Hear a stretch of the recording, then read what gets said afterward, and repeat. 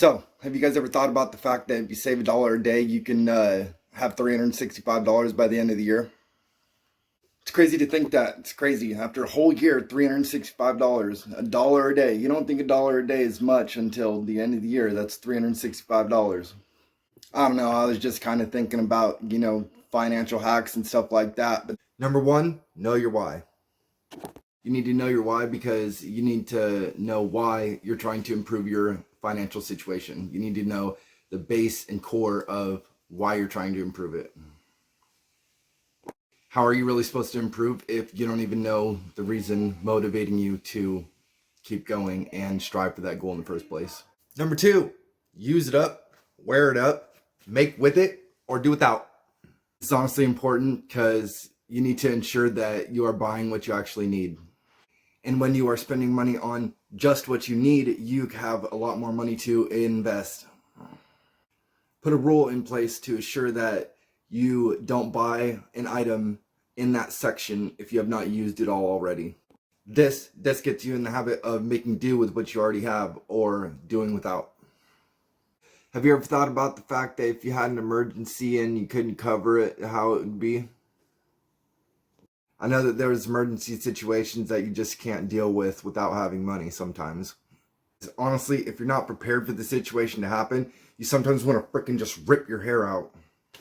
And I know that a lot of people want to keep their hair, so ripping your hair out is not technically a good thing. It just stresses you out and it's pointless.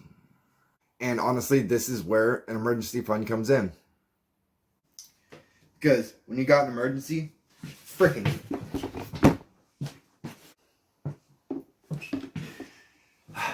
because it'll feel a lot better when you're prepared for the situation to happen.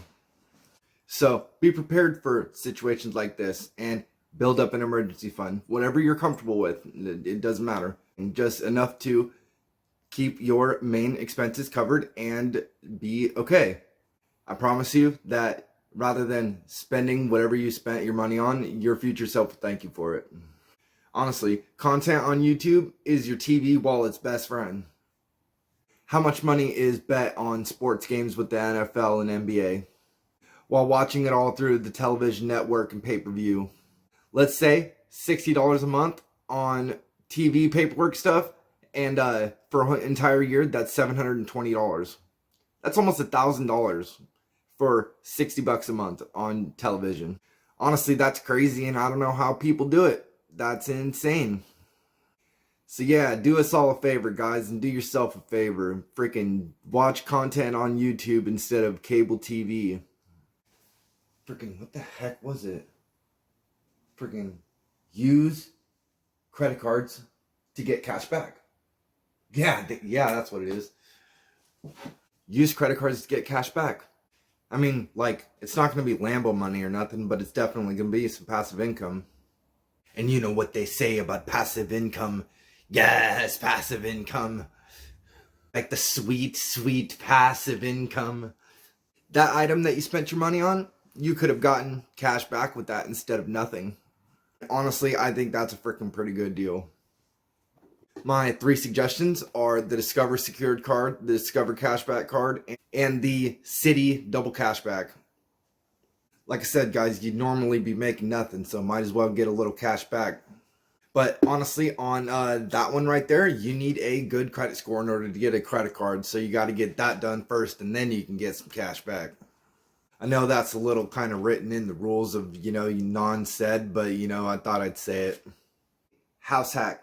Mess around and then you'll feel like a Mac. No, I'm just kidding. You guys didn't come here for raps. House hacking is where you buy a duplex apartment, live in one side, rent out the other side. Your tenant pays your mortgage. I mean, like, come on. I know people who know about this situation and they're worried about having to pay out of pocket $200. Like, think about it. Even if you had to pay out of pocket $200, that's still a place to live for $200, even if you go negative on a house hack. But that's not the goal. The goal is to, at the very minimum, have it all paid for. But at the very least, $200 out of pocket is still $200. Doesn't everyone want to not worry about bills being paid that month? Like, isn't that where we all want to be? Some people reach this early in life, some people later in life. Maybe go like travel whenever you want to. But it doesn't matter as long as you start as soon as possible. That's the best thing possible. Have you ever heard that saving money and being financially free is cool? I hope you guys learned something cool, and I'll see you in the next one.